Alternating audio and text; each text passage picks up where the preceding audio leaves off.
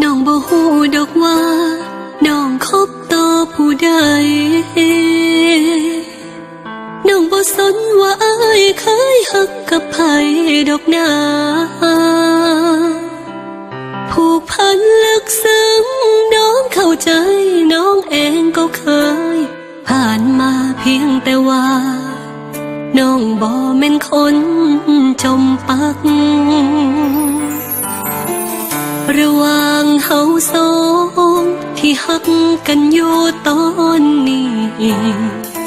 กับหักที่เคยมีจากวันนั้นเมื่อเขากลับมาน้องหูดีว่าอายไว้วันและนี่ก็เป็นวันที่อายต้องตัดใจจากใครสักคนสิไปต่อหรือสิพ่อสำนีเว้ามาตีเฝ้าตัดสินใจคันยังบ่ลืมเขาก็ไปแต่คันหักน้องหลาย